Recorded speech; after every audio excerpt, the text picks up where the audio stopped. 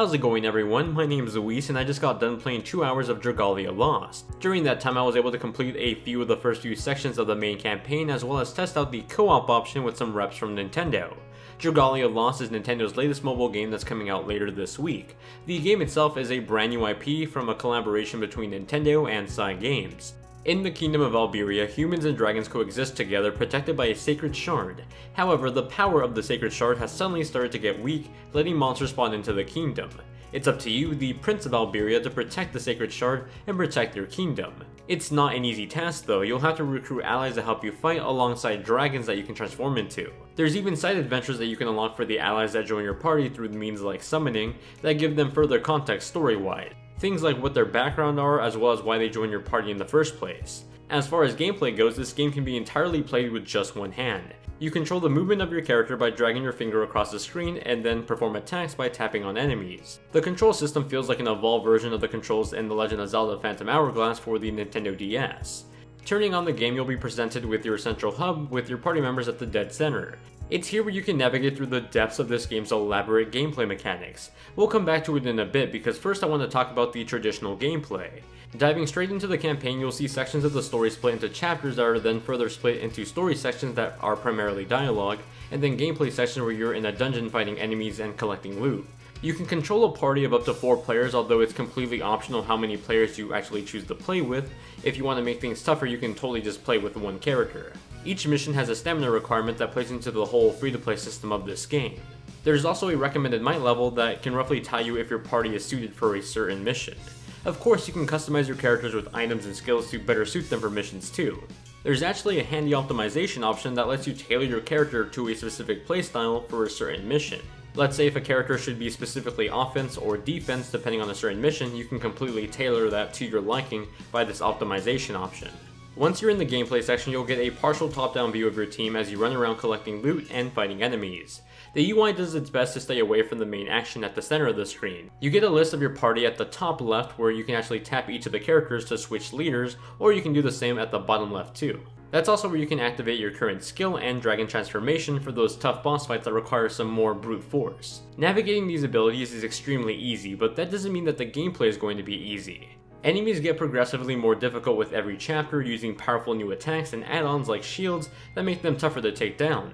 You'll have to learn to maneuver your skills appropriately to tackle the different types of enemies. What's pretty cool about the campaign mode is that you can actually play co-op with other players online. You can create public rooms or private rooms with codes that you can send to your friends to join in.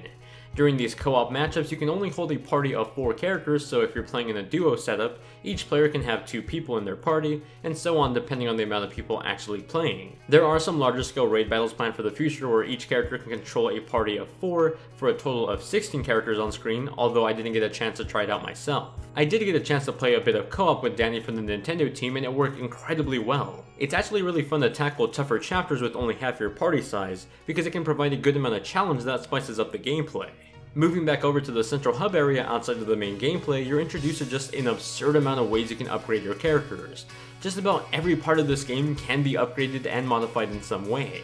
The characters, the weapons, the skills, the dragons, and so on. There's even a dedicated castle section that lets you build up a base of sorts that then can further help you earn resources that can be reinvested into your party. There's just so many different ways to power up your characters, and there's an absurd amount of depth into everything, your skills, your unlockables, your items, everything.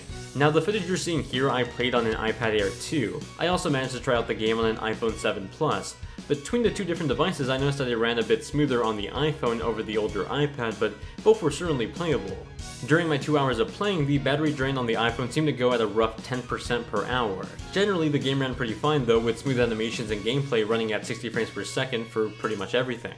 Despite being a game that you play in portrait mode, the odd aspect ratio actually worked pretty well with this game.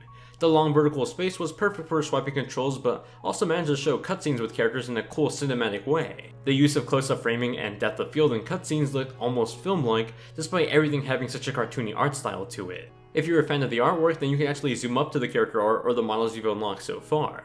In terms of the voice acting and the music, I thought it was absurdly well done. I was really captivated by the music in the main menu of the game, and I can't wait for the lyrical version to come out once the game comes out for the public. I'm pretty much obsessed with it at this point.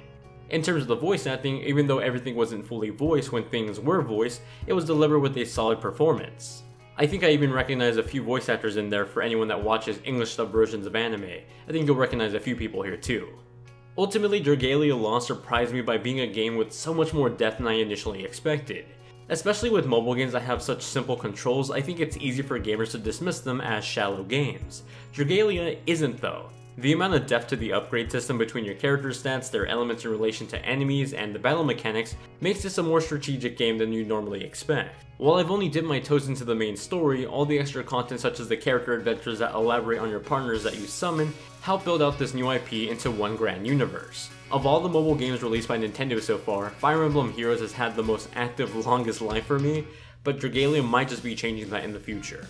If you enjoyed this little quick hands-on video, then be sure to give it a thumbs up, subscribe, and share the video with your friends. It helps more people find out about my videos, and I really do appreciate it. If you do have any questions about the game itself, please let me know in the comments down below. There's a ton of depth that I just wasn't able to cram into this video, but there's so much of it that I'd be happy to answer your questions if you have any. Anyway, thank you all very much for watching, hope you guys have a great day, and keep on gaming.